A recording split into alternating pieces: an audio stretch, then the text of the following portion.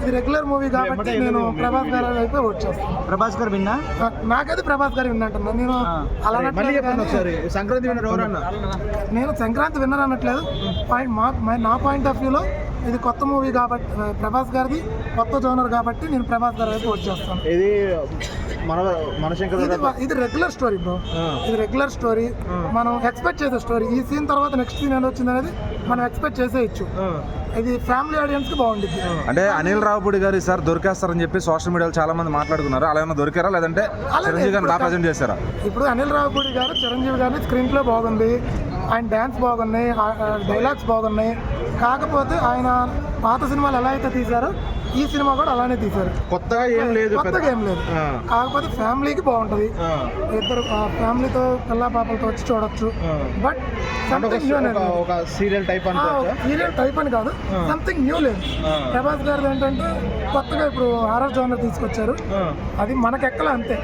మళ్ళీ ఇంకొకటి అన్న, ఇప్పుడు నువ్వు ఇలా మాట్లాడావు కదా, రాజ్యసభ బాగుంది, ఇది కొత్తగా ఏం లేదు మనశంకర్ వరప్రసాద్ అని. ఇప్పుడు నిన్నేమంటారు అంటే ప్రభాస్ ఫ్యాన్, అది ఫ్లాప్ అయింది కాబట్టి ఇలా మాట్లాడడం వాళ్ళకి అలా అయితే నేనేం చెప్పను. నా పాయింట్ ఆఫ్ వ్యూ నేను చెప్తాను. మీరు ఎవరి ఫ్యాన్ కాదు? నేను ఎవరి ఫ్యాన్ కాదు. నేను ప్రతి సినిమా ఇవాళ రిలీజ్, రేపు రవితేజ గారి మూవీ రిలీజ్ రోజు చూస్తాను.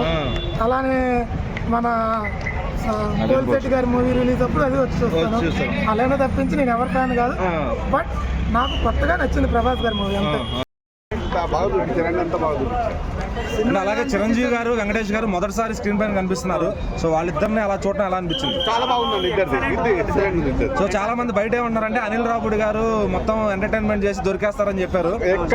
ఎలా చూపించారు చిరంజీవి గారు? ఇక్కడ ఏం దొరకలేదు, అంత బాగా తీశాడు. అనిల్ రావుపూడి చాలా బాగా తీశాడు, బాగుందండి. సో మరి ఈ సంక్రాంతికి బాస్ దే అనుకోవచ్చా? బాస్ దే అండి, బాస్ ఈ సంక్రాంతికి బాస్ దే. వెంకటేష్ చిరంజీవి బాగుంది. అలాగే వాళ్ళిద్దరు కలిసి చేసిన డాన్సులు కానీ బాగుంది, కామెడీ కానీ బాగుంది. లాస్ట్ ఫైట్ మటుగా బాగా ఫుల్ గా బాగా నయనతార గారి గురించి బాగుందండి. సినిమాకి ఏ బేస్ లో ఎట్లా ఉండాలో అలాగే ఉంది. నయనతార గారు బాగున్నారా? బాగుందండి, అంత బాగుందండి.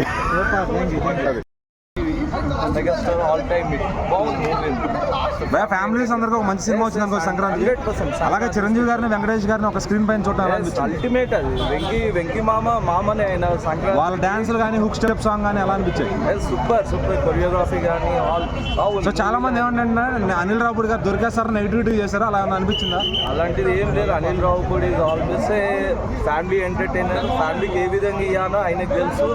Very well made. సో ఈ సంక్రాంతి బాస్ దే అంటారా? 100% నో డౌట్.